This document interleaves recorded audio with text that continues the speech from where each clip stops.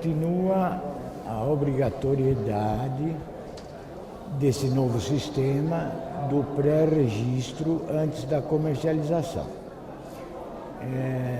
Essas mudanças que foram propostas pela Anvisa, elas tiveram um impacto positivo no mercado, considerando a agilização do processo para quem vinha anteriormente de um processo caduco, onde chegou-se a período superior a 200 dias a liberação de um produto de higiene pessoal, perfumaria e cosmética.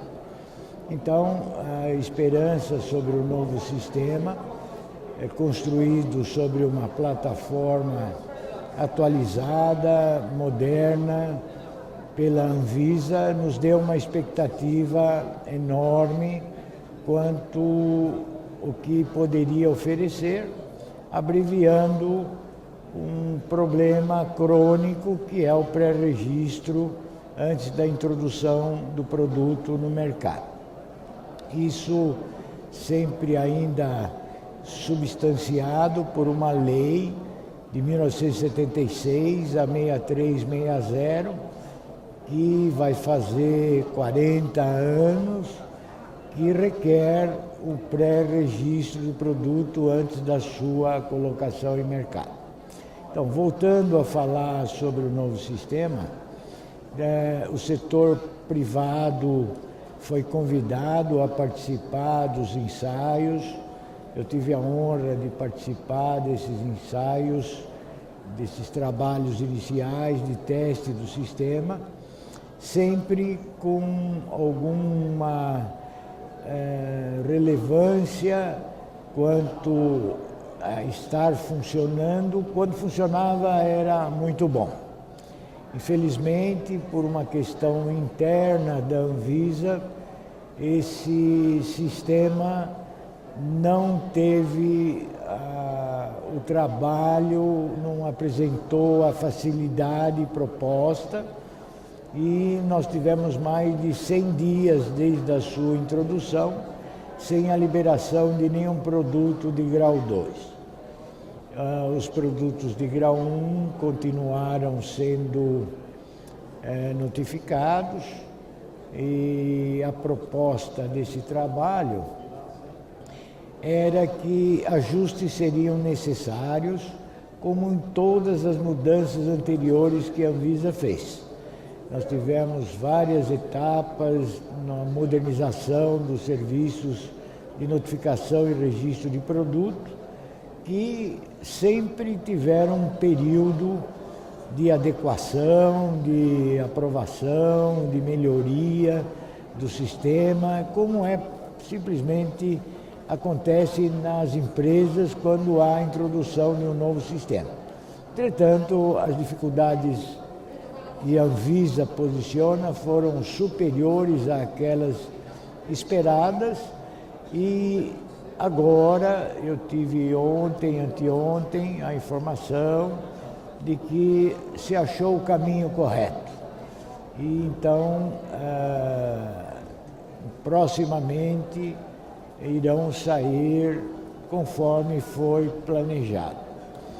A primeira amostra disso é que na segunda-feira já foram publicados mais de uma centena de novos produtos, que até então não havia sido publicado nenhum. E agora entrarão em um regime normal.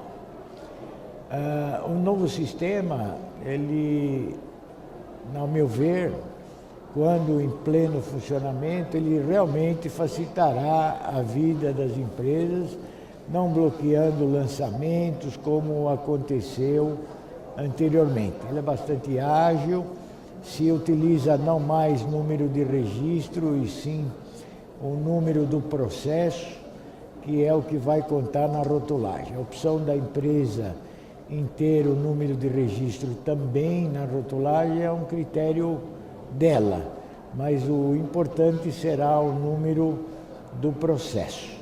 E os registros tiveram uma divisão maior quanto à sua complexidade e grau de risco, como é o protocolo da Anvisa para cosméticos. Então nós continuamos tendo o mesmo critério para produtos de grau 1, com o aprimoramento de que o sistema avalia o grau 1. Se você colocar qualquer substância que não seja permitida ou uma concentração inadequada, o sistema bloqueia imediatamente, não permitindo sua continuidade. Não que ele avalia depois de pronto, ele simplesmente não deixa continuar o processo de registro. Então isso evita o que estava acontecendo de muitos produtos serem registrados como grau 1, que na realidade eram produtos de grau 2 ou até com concentrações equivocadas. Esse aprimoramento é consolidado, é verdadeiro e quando em pleno funcionamento, acredito eu que será uma grande ferramenta para, inclusive, o profissional de regulatório, que se o nome estiver errado, se a concentração estiver errada, todas as colocações que ele puser no sistema, o sistema será bloqueado, ok?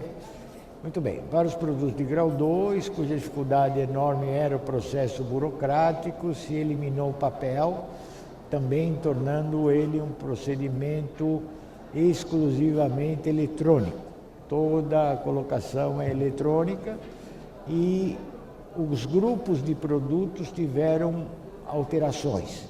Uma delas foi alguns produtos de grau 2 que não eram tão complexos, vão merecer um tratamento equalitário aos produtos de grau 1, entretanto, deverão serem registrados como de grau 2, ficando para um processo analítico do técnico da Anvisa a parte dos produtos mais, vamos dizer, sensíveis à apresentação de alergias ou uso inadequado com problemas de complexidade, que são os produtos infantis, os alisantes, produtos que realmente têm uma atenção melhor, seja quanto à sua rotulagem, seja quanto à sua composição, seja quanto à finalidade de uso,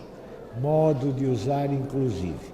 Então, em resumo, esse processo, ele, quando em pleno funcionamento, ao nosso ver, ele estará adequado, mais próximo do que se pratica no mundo, que é você apresentar a sua fórmula dentro de um sistema pré-concebido.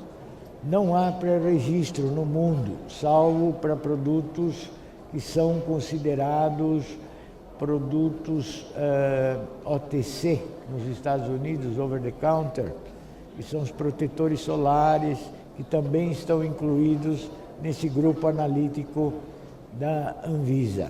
Pasta dentifrícias com flúor, desodorantes. E na Europa, você tem que apresentar um dossiê do produto, todo ele agora concentrado em Bruxelas.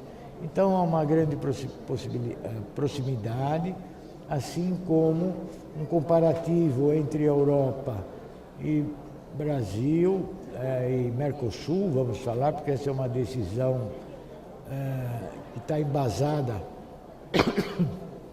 nas resoluções Mercosul, com os requisitos, embora o sistema ele é brasileiro, ele é nacional e com certeza, volto a dizer, quando em plena carga, pleno funcionamento, nos trará uma agilização necessária nesse segmento, cujo tempo médio de durabilidade de um produto, embora ele tenha 5 anos, ele dificilmente alcança 2 sem fazer uma alteração. E também o gasto que as empresas têm em manter seus estoques prontos, carregados, matéria-prima, material de embalagem, tudo aguardando uma publicação que depende do jornal, depende da viagem do diretor, enfim, com grandes entraves na complexidade do sistema, que agora, logo no início do processo, você tem esse número que lhe permite continuidade. E só para finalizar, uma grande mudança que antes não era assinado o termo de responsabilidade das empresas, com esse procedimento eletrônico, ele é obrigado à assinatura do responsável técnico e do responsável legal, e a Anvisa fica com uma documentação de que aquilo que foi apresentado se reflete a verdade e a conformidade. E anteriormente era simplesmente um papel a mais, que a Anvisa não tinha vamos dizer assim, um documento que pudesse chamar as falas quando alguma coisa, a responsabilidade quando assim fosse. Para não polemizar, eu gostaria, o Rubens tem, acredito eu, muita coisa a acrescentar, e depois a gente volta no papo. Fala aí. Eu tenho algumas coisas a acrescentar, embora o Gradin já fez essa dissertiva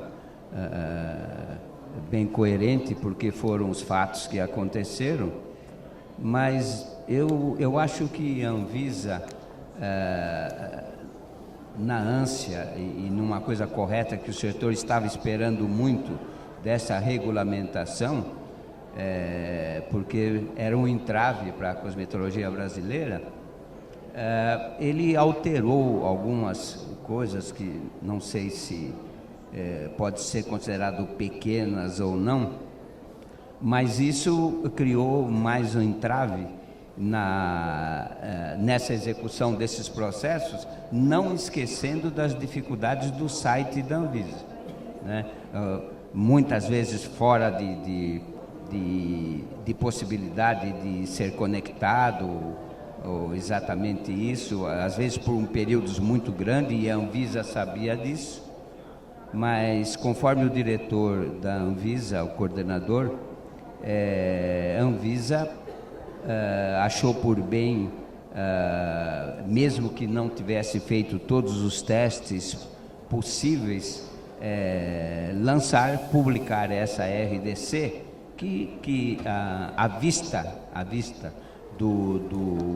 dos fabricantes, né, estava bastante atrasada. Isso, sem dúvida, era um anseio muito grande, muito esperado e etc. Essa RDC não mexeu na estrutura da RDC 211, que era de 2005, né? Que cuidou de toda a área de produtos grau 2 de registros. E no mesmo ano a 343, que fez a parte de notificações, que na realidade já andava bem, né? Ela só teve que ter alguns ajustes, porque na anterior 335, que era de 99, os processos ficaram bastante soltos e sem rastreabilidade, e a Anvisa teve que fazer umas correções de percurso com a colocação do código de barra, que todos nós sabemos é um código comercial, né, o GTIM, mas que deu rastreabilidade aos processos. Em 2004, mais ou menos, a Anvisa estava com 28 mil processos de notificação, grau 1, né? Sem rastreabilidade, sem controle, né? Então, ela refez essa portaria, as empresas se obrigaram a refazer esses registros, ela deu um período razoável, primeiro 6 meses, depois mais 6 meses e tal. E as coisas acabaram entrando no eixo, e muito embora agora, com a nova resolução, a 4, RDC 4 agora publicada no finalzinho de janeiro, né? E ela tornou mexer nessa parte da notificação, substituindo o código de barra pelo número de registro, né? O número de processo, número de processo.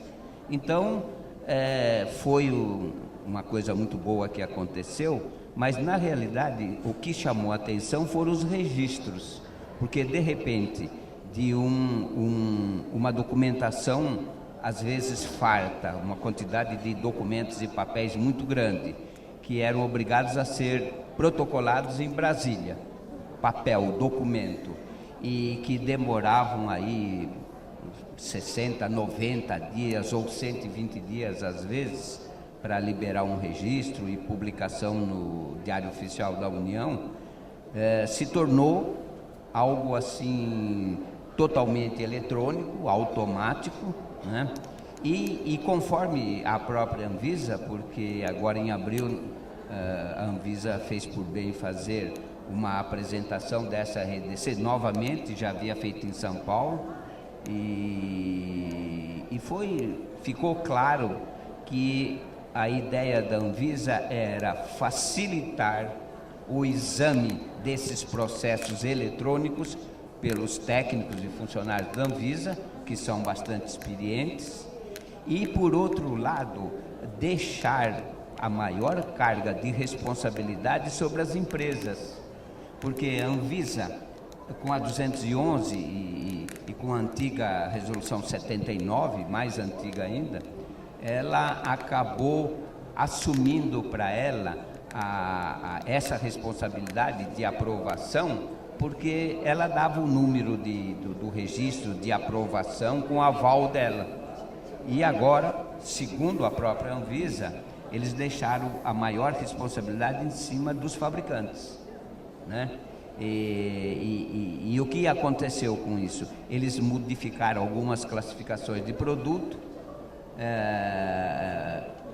fizeram com que todas as colocações na 211 fosse exatamente seguida, obedecida, né? Não pode ser alterado nada, com exceção do número de processo, né, na rotulagem, e também a necessidade de abertura dos blends de todos os ingredientes cosméticos. Embora nesta apresentação da própria Anvisa foi dito que nada seria mudado nos processos antigos, né? Mas abrir uma fórmula e, em segundo lugar, colocar os números de processo já é alguma coisa diferente, né?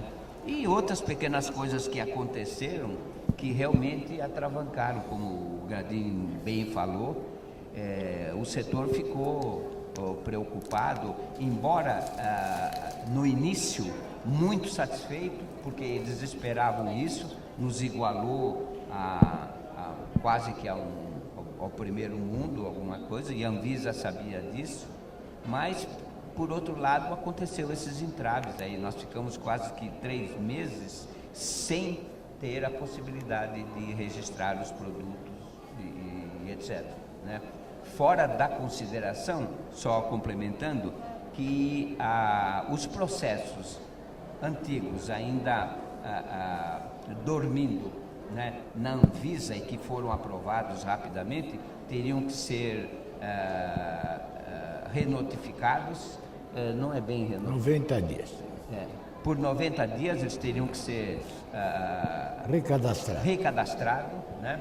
E para alguns acertos, mas esse recadastramento obrigava a obedecer totalmente a RDC número 4, quer dizer, abrir os blends de ingredientes e tal, e que o setor, a bem da verdade, está encontrando muita dificuldade em abrir esses blends, porque os fabricantes tiveram investimentos, tiveram testes, fizeram testes clínicos, fizeram testes microbiológicos, no caso dos conservantes, e uma série de coisas, né? Mas eu acho que está dando para se contornar bem isso, e eu acredito que o futuro seja bastante bom. É só aparar essas arestas, né, pelo desejo da Anvisa, conforme o seu diretor, coordenador, de facilitar o setor, que era um anseio, né? Levando-se em consideração que a cosmetologia brasileira está num patamar internacional muito bom. Nós estamos ali colocados em terceiro lugar e as empresas estão atentas para isso. E eu acredito que isso possa ser resolvido, né? Não sei se poderia sido feito um pouco diferente ou dando uma chance para o setor, porque quando foi a antiga RDC 343, ou melhor, voltando a 335, foi dada uma chance de algumas correções, algumas coisas e tal, e com a 343 também. O setor foi obrigado a refazer todos os processos, porque precisaria colocar o código de barra para ter rastreabilidade, mas eles agiram bem, tanto dos dois lados, né? Então, eu acho que nós estamos no caminho. Eu queria comentar, Rubens, se você me permitir, um ponto que você colocou, que é sobre os blends. Esse é um assunto que talvez é um dos que tem uma interface grande entre produtor e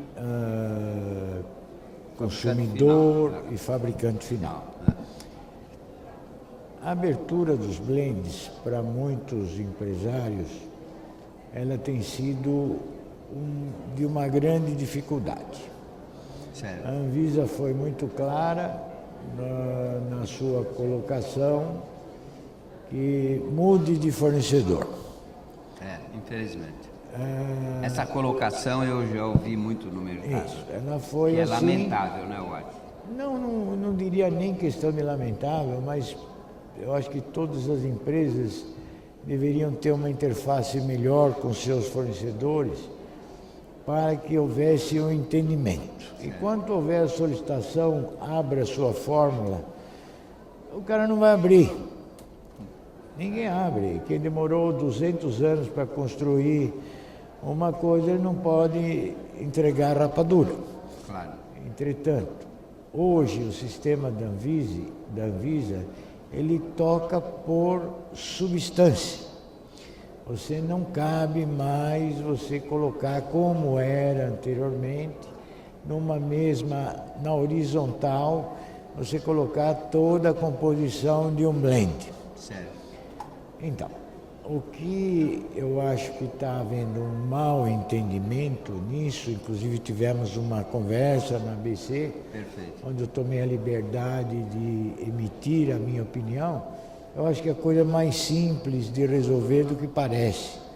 Se a gente complicar, aí a coisa vai complicar. Porque, a meu ver, o que o indivíduo tem que fazer é o que ele fazia na horizontal. Quando você tem um blend de um antimicrobiano que envolve 3 ou 4 produtos, você talvez não tenha exatamente o percentual que caiba em um ou outro daquele produto. Certo. E a turma está ficando um pouco preocupada porque os fornecedores estão apresentando faixas. Ora as bolas. Se o fornecedor apresentar faixas, escolha o meio da faixa e coloque como concentração no seu produto, dentro do total que cabe a concentração daquele blend. Porque você sabe claramente que a RDC número 4 e a própria Anvisa não admite faixas, tem que pôr os números exatos. Você não pode pôr faixa. A fórmula é centesimal Não. A fórmula é centesimal. Mas quando tiver um complexo, cada ingrediente daquele complexo que você tem que saber para desenvolver seu challenge teste, seu teste de estabilidade, você tem que saber o que tem lá dentro. Sem dúvida. Se é um antimicrobiano que abranja gram-negativo, positivo, bactéria, fungo. Perfeito. Então, o ingrediente você tem que saber. O que estará variando é que eles vão fornecer as faixas e não um número exato. Então, pegando exemplos anteriores, como o próprio tensoativo, onde você tem faixas de concentração explicitadas pelo fornecedor, como um Lauril Ethersford Soda, que vai 26%, 28%, é conhecido por todos, não é? A mesma coisa deveria de ser se os blends forem fornecidos dessa forma, a empresa escolher o meio da faixa, ou se ela dosar através de uma cromatografia, de uma outra técnica que venha a definir, aí ela pode colocar o que for. Mas como informação do fornecedor, porque tudo é fornecido por faixas no mundo, ser explícito e exato na sua concentração para blends é uma coisa que é meio utópica. Ele é muito mais literatura do que efetivo. Então, eu volto a dizer, a partir do momento que oferecerem as faixas, que se escolha a faixa e que a somatória da escolha dessas faixas dê a concentração do agente preservante que você colocou. Acho que faixa, é um limite próximo à variação de processo, que não comprometa, porque faixa de 10 a 40 ou a concentração maior que 30%, isso não é faixa, tá certo? Vamos pensar bem nesse ser responsável no fornecimento das informações, assegurando o segredo industrial, que ninguém que está aqui de graça. E o fabricante dos ingredientes eles conhecem isso e vão ter que estar conscientes fazer essa faixa. A grande parte dos ingredientes, Rubens,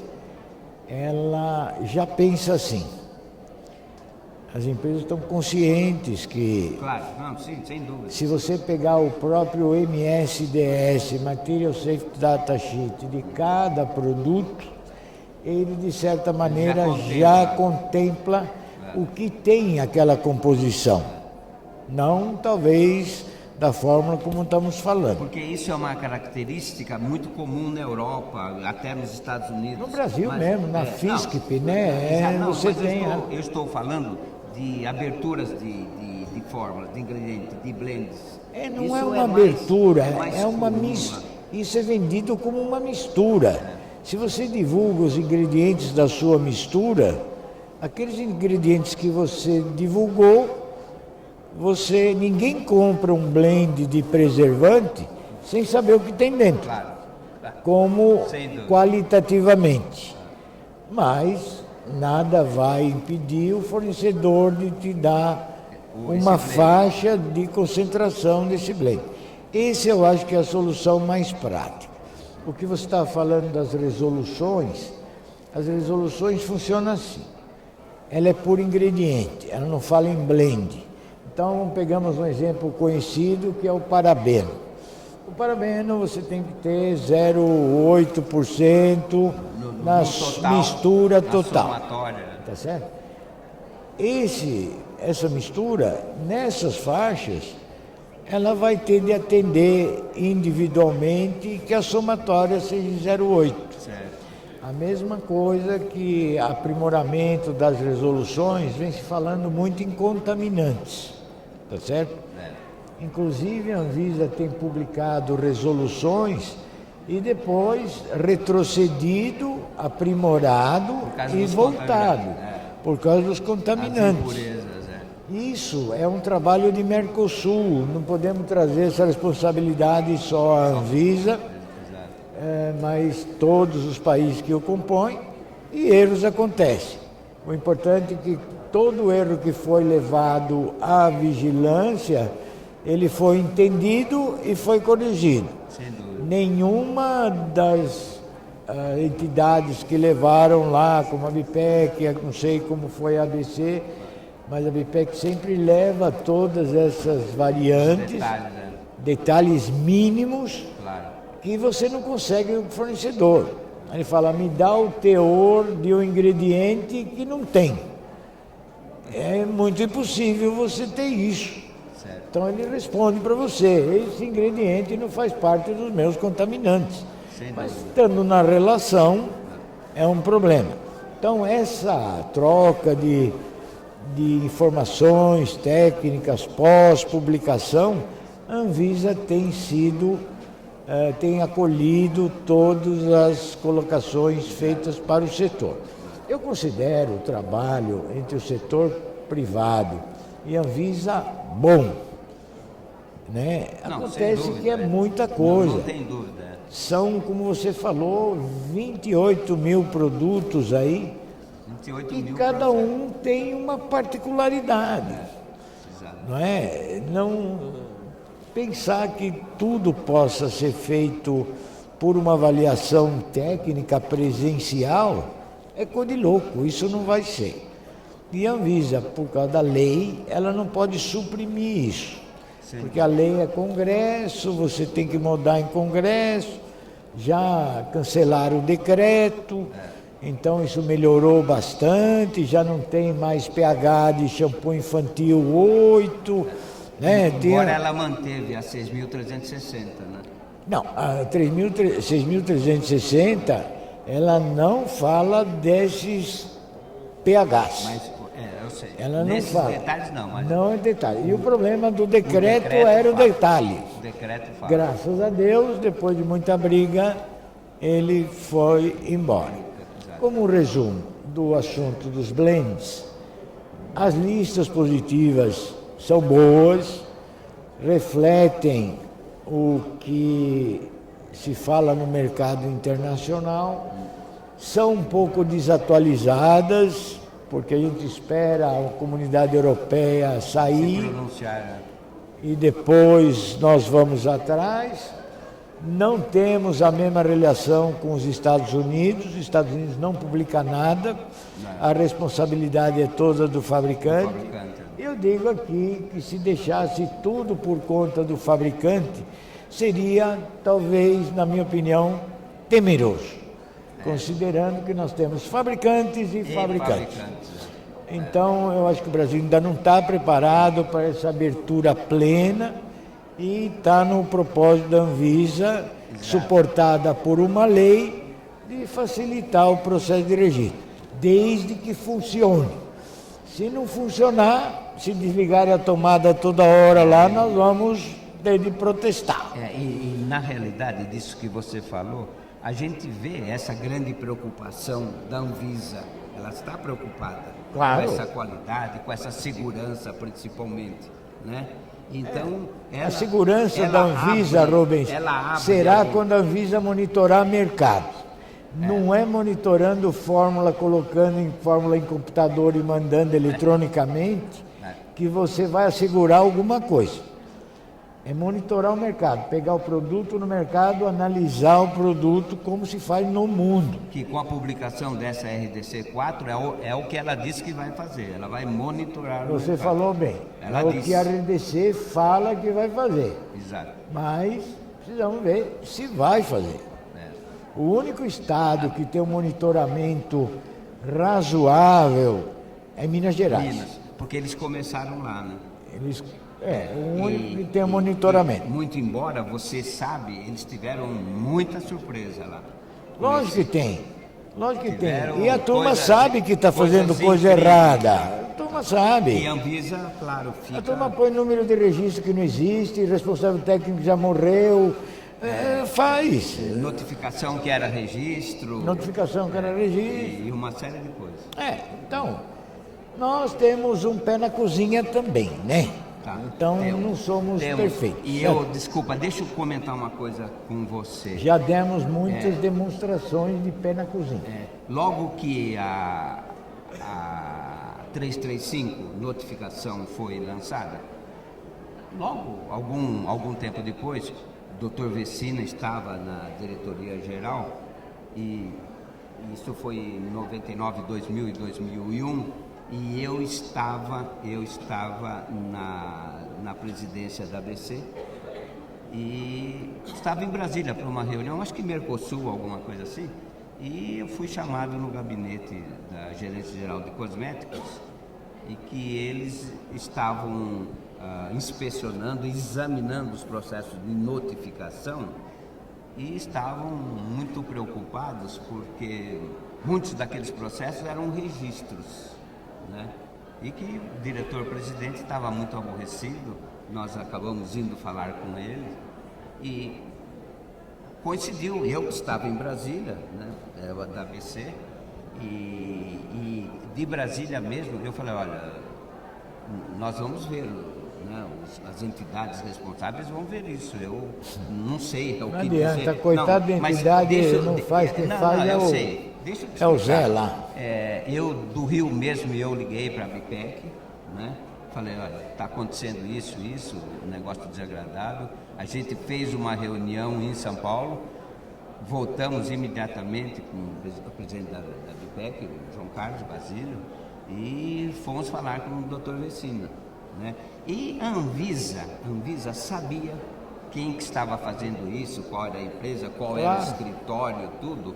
E houve uma série de justificativas que eles eram pressionados pelo mercado, pelo fabricante, porque era isento de taxa, era uma coisa que nós não falamos até agora e tal. Mas enfim, a gente conseguiu contornar, porque a Anvisa ia cancelar as notificações.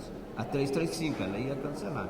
Mas felizmente as coisas entraram no eixo, ela continuou examinando, né? Porque ela ficou com os técnicos ociosos lá no início e a coisa correu bem. Mas a Anvisa não esquece dessas coisas, eles estão atentos, né? Tanto não esquece, Rubens, que a nova resolução, ela impede você continuar se você tiver uma matéria-prima em desacordo com o grupo de produto.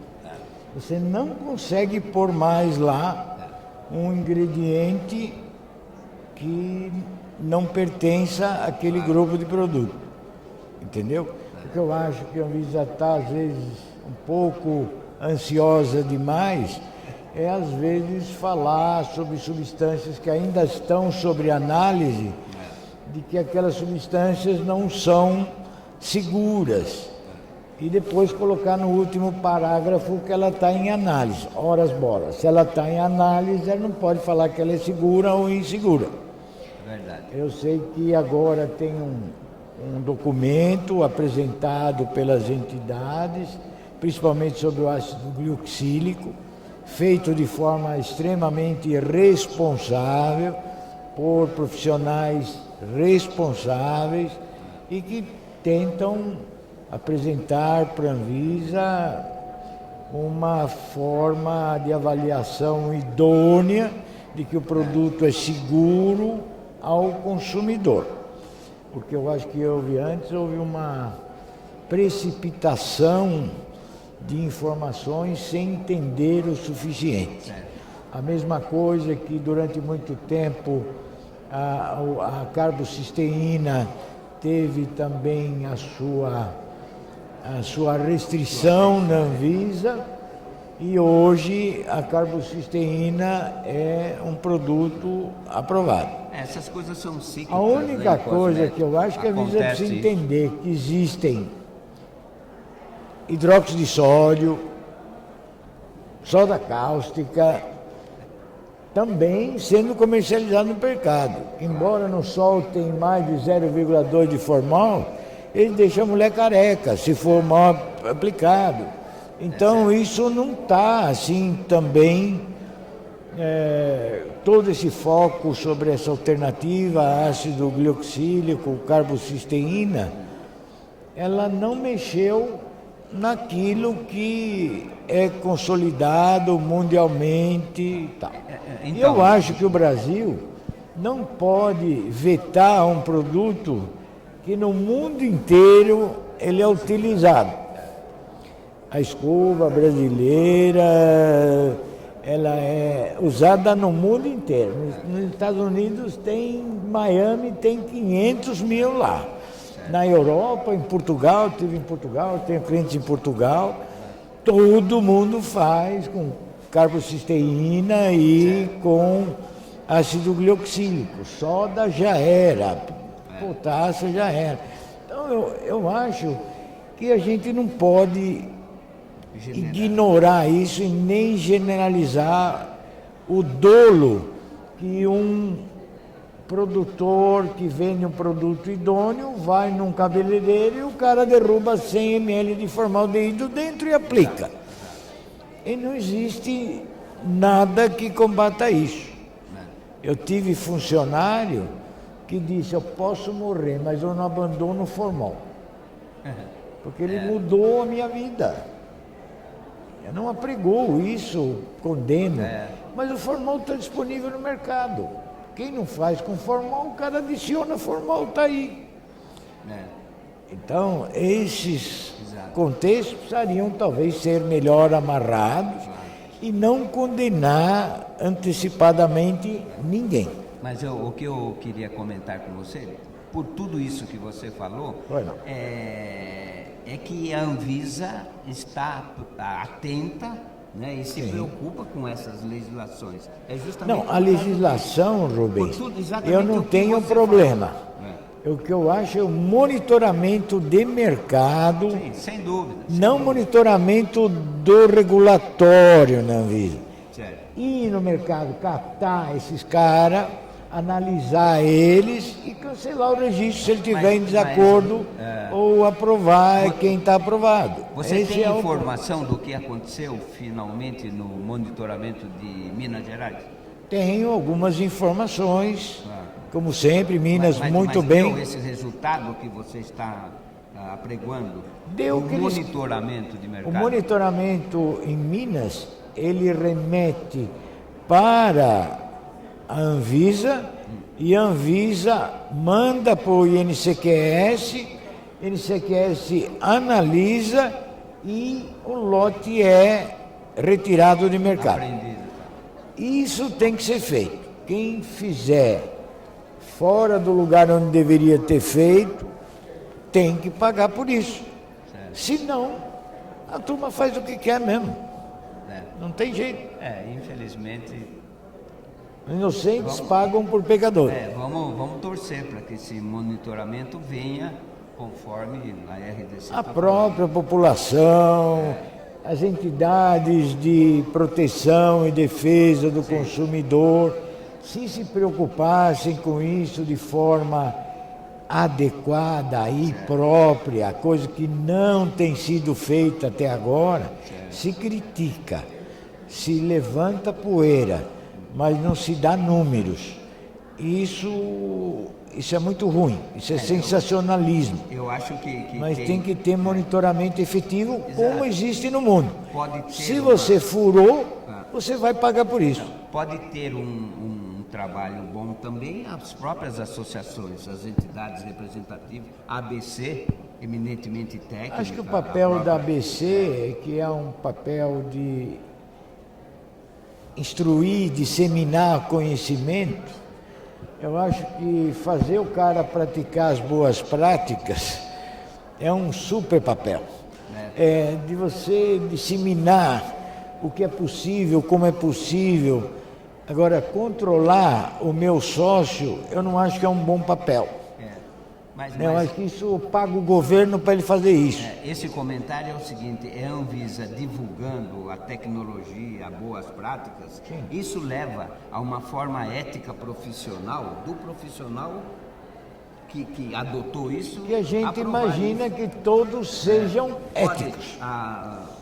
algum tempo aí, alguém, não sei se foi você mesmo, alguém falou, Pode Rubina, ser, você é fala umas sonhador e tal, não sei o quê. O quê? Que eu era um sonhador que... Eu falei? não, sei lá, pode ser. Nossa Não. amizade vai até certo ponto. Para esse Sonhador. desejo, Gradinho, de que o setor seja ético, o setor seja correto, você entendeu? Quem aí cuida que de eu uma falo, entidade, sonhador. quem cuida de uma entidade, Rubens, todos são sonhadores, porque eles querem o melhor. É sempre Né? o melhor. Né? E a gente depara com coisas que nos frustram, nos chateiam, É verdade. mas nós temos que continuar Que são perseguindo a esse maioria sonho. das vezes, né? É frustrante. Nós fazer temos o de quê? perseguir esse sonho. Ele não pode ser nunca deixado de ser sonhado, Tudo bem, mas nós chegamos lá. se Deus quiser.